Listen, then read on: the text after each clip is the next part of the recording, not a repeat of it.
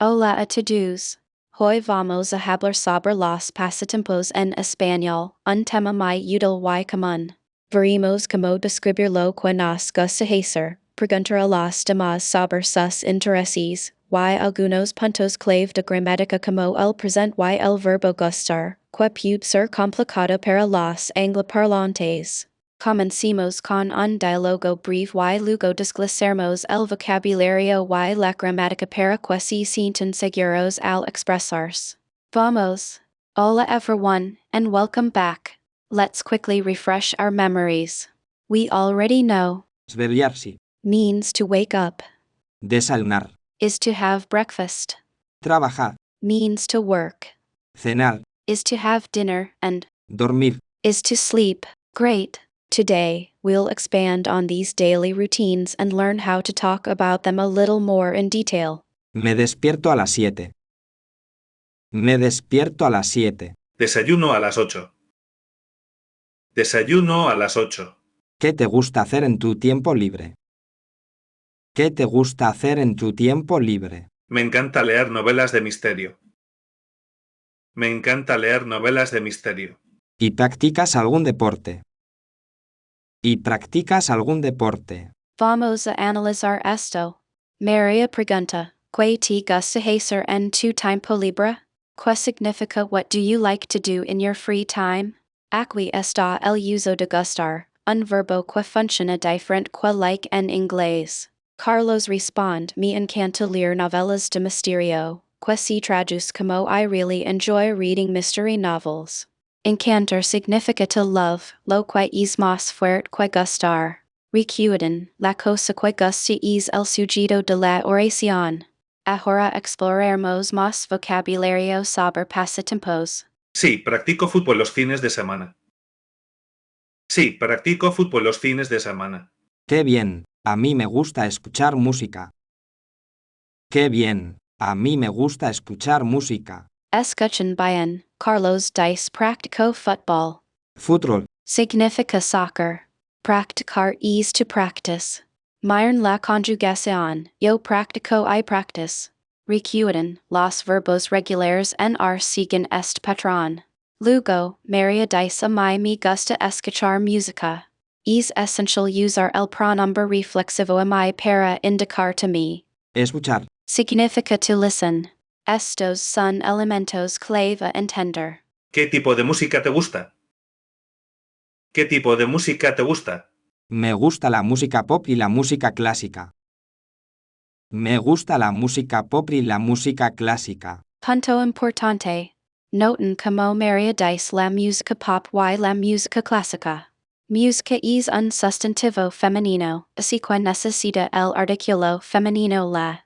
Es fácil olvidar esto con los verbos gustar, pero es crucial para una gramática correcta en español. Además, Carlos pregunta qué tipo de música te gusta. No olviden el signo de interrogación que es importante en español. Ahora, introducimos algunas frases más. A mí no me gusta escribir poesía. A mí no me gusta escribir poesía. ¡Qué interesante! Yo encuentro la lectura muy relajante. ¡Qué interesante! Yo encuentro la lectura muy relajante. Presten atención a como Carlos expresa lo que no le gusta. A mí no me gusta escribir poesía. Él no va antes de me gusta.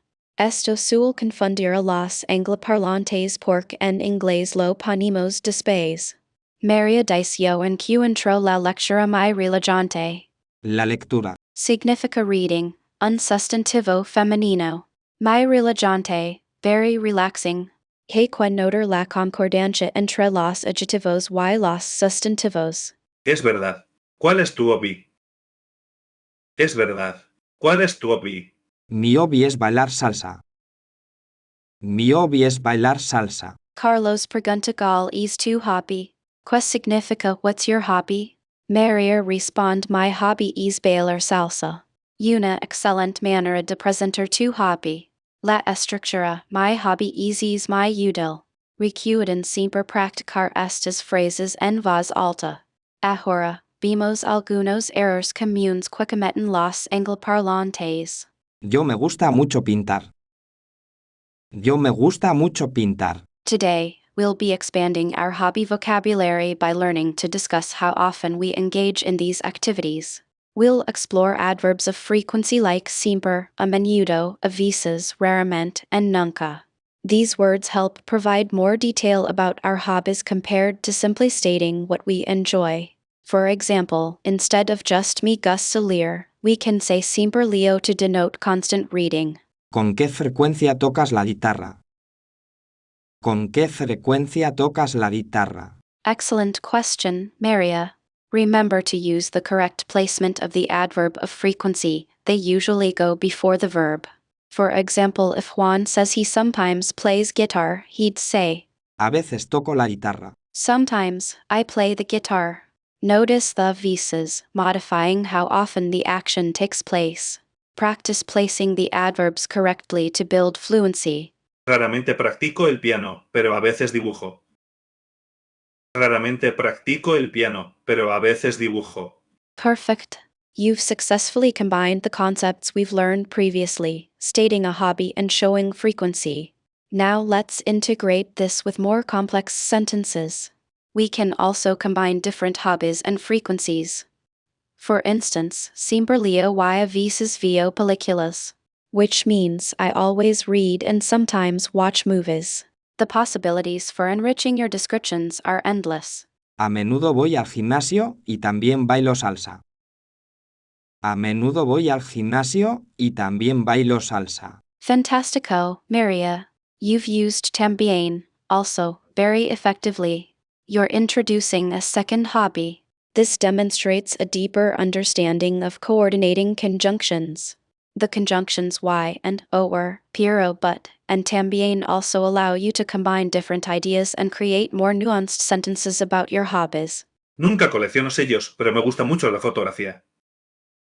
Nunca colecciono sellos, pero me gusta mucho la fotografía. Today, we'll explore using masque to express a stronger preference. It literally translates to more than, but in this context indicates you prefer one hobby significantly over another. For example, to say I like playing video games more than reading, you would say me gusta jugar videojuegos más que leer. Let's practice this structure. It's a great way to level up your Spanish. ¿Prefieres dibujar o escribir cuentos? ¿Prefieres dibujar o escribir cuentos? Excellent question, Maria. Notice how masque directly connects the two actions you enjoy. Remember, it's not simply saying you like one thing, but that you like it more than the other. Be careful not to confuse it with comparison adjectives like más alto taller, which describes attributes. Me gusta la fotografía más que coleccionar estampas. Me gusta la fotografía más que coleccionar estampas.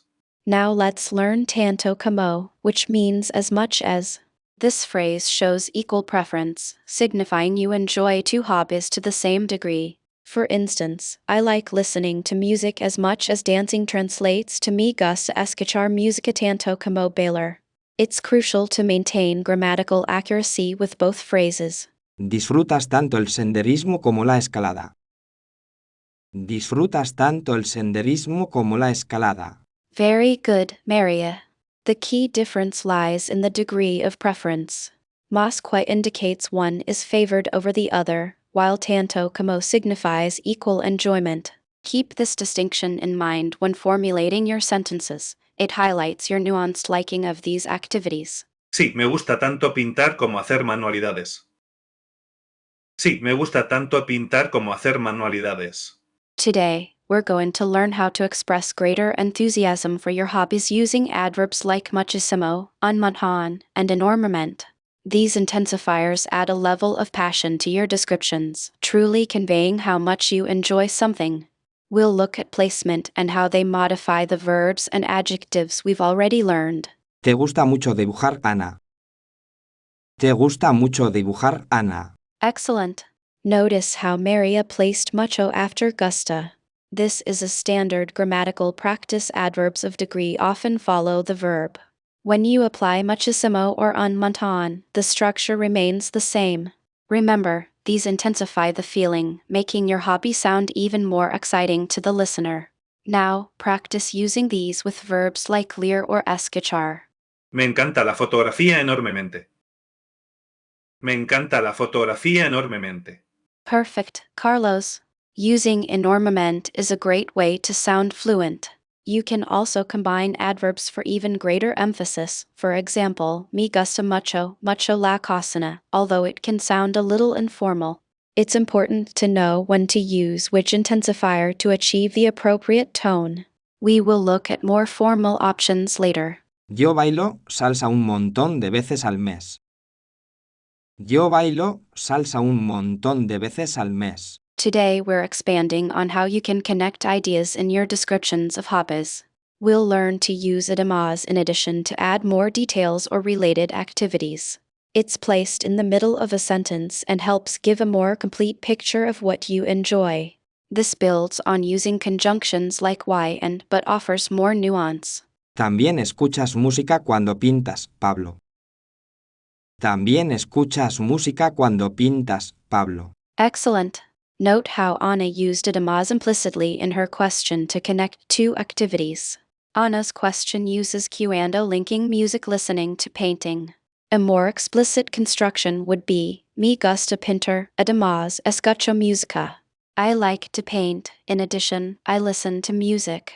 Remember, it functions similar to and, but adds a more emphatic addition. Sí, además leo novelas mientras hago ejercicio. Sí, además leo novelas mientras hago ejercicio. Pablo's sentence is perfect. Notice además smoothly connects Leo novelas and hago ejercicio. Pay close attention to punctuation. A comma usually precedes and follows además when appearing mid-sentence. It allows you to present gradual additions to a central idea effortlessly. Incorrect placement can sound awkward. Y, además de bailar salsa, ¿qué otras actividades disfrutas? Y, además de bailar salsa, ¿qué otras actividades disfrutas? Today, we'll introduce the word, Según. which translates to according to in English. We use it to express what someone believes or what a source indicates. For instance, we can say según my matter according to my mother. Pay attention to how it's placed in the sentence, typically before the person or source you are referencing. Según tu hermana, ¿cuál es el mejor museo de la ciudad? Según tu hermana, ¿cuál es el mejor museo de la ciudad? Excellent. Notice how you've correctly positioned Según. before to hermana. A common error is placing it elsewhere in the sentence, which would sound quite unnatural. Remember, it almost always introduces who holds the opinion or source you are mentioning. It's a small word, but its placement is crucial for correct sentence structure. Según mi profesor, la exposición es muy interesante. Según mi profesor, la exposición es muy interesante. Perfect, Pablo. You've used Según. accurately. It's vital to identify the source, in this case, your teacher. Using según allows you to attribute an opinion or statement. It doesn't necessarily mean you agree with it. Think about when you would use this. It's useful when reporting information from someone else. Quiero saber, según los críticos, qué película es la mejor. Quiero saber, según los críticos, qué película es la mejor. Mi piace leggere libri. Mi piace leggere libri. Pratico sport ogni weekend. Pratico sport ogni weekend. Mi piace scrivere racconti. Mi piace scrivere racconti. Ascolto musica ogni giorno. Ascolto musica ogni giorno. Very good, Anna. You've seamlessly integrated según into a question. Notice how it efficiently introduces the source of the opinion, the critics. Remember, the sentence structure remains consistent. Según always precedes the individual or entity whose opinion you are referencing before you state your question. This is very useful and common form of speech. Un er my common. Maria dice yo me gusta mucho pintar. Incorrecto. Debería ser me gusta mucho pintar. No usen yo con gustar.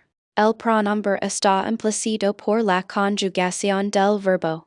Esto ejemplifica una diferencia con la estructura de estas oraciones y puede ser difícil de internalizar, pero es necesario aprenderlo. Vamos a repasar. Vamos a resumir. Cubrimos el uso del presente y gustar para hablar sobre pasatiempos. Practic when diciendo phrases como my hobby is why me